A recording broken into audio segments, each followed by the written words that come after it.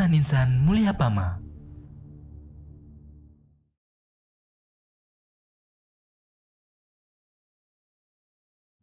Bismillah, alhamdulillah, salatu wassalamu ala rasulillah. Saudara-saudariku, kita hidup di dunia pasti merasakan yang namanya kelelahan. Karena memang Allah subhanahu wa ta'ala berfirman, laqad khalaqnal insana fi kabad. Sungguh kami telah menciptakan manusia, yang dimana manusia ini dalam keadaan bersusah payah, merasakan kelelahan, capek. Namun yang terpenting adalah bagaimana agar rasa lelah kita ini berubah menjadi lillah. Aktivitas yang kita jalani berbuah keridhaan Allah. Karena jangankan kita yang bekerja, kita yang aktif, melakukan hal-hal yang bermanfaat, orang nganggur aja lelah, jemaah. Makanya lebih baik kita beraktivitas yang bermanfaat, namun pada akhirnya aktivitas tersebut tentu juga mengundang keridhaan Allah Subhanahu wa ta'ala. Bagaimana caranya? Yang pertama, kita harus menentukan aktivitas yang kita akan jalani itu dibenarkan secara syariat.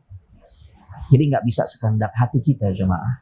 Makanya kita terikat dengan aturan, ada yang halal, ada yang haram, ada yang mubah, dan sebagainya.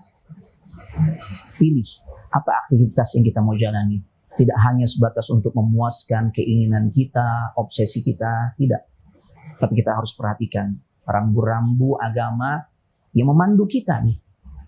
Ya, adanya larangan, adanya perintah, dan sebagainya. Yang kedua, luruskan niat ketika kita mau menjalani aktivitas. Tidak lain, niat kita adalah semata-mata dalam rangka beribadah kepada Allah. Karena jika salah niat, perkara ibadah yang kita jalani saja, kalau salah niat itu bisa tidak bernilai di sisi Allah. Apalagi perkara-perkara di luar ibadah. Ya, ibadah jelas, dia salat, dia puasa, dia haji, tapi bukan untuk Allah, maka itu tidak bernilai di sisi Allah. Maka luruskan niat. Begitu sebaliknya. Ini amalan yang kita lakukan, hal yang biasa juga dilakukan oleh kebanyakan manusia. Bukan ibadah secara khusus, tapi kita niatkan dalam rangka menjalankan kewajiban selaku kepala rumah tangga dalam mencari nafkah, ya, dalam rangka untuk mencari ridho Allah.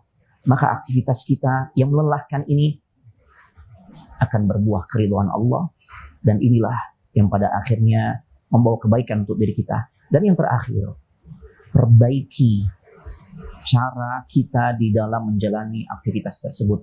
Karena sungguhnya Allah Subhanahu wa ta'ala sangat mencintai seseorang yang bekerja secara mutqin, secara profesional, ya, tidak asal-asalan. Maka jika ketiga hal ini kita bisa terapkan, maka insya Allah lelah kita akan berubah menjadi lillah. Barakallahu fikum.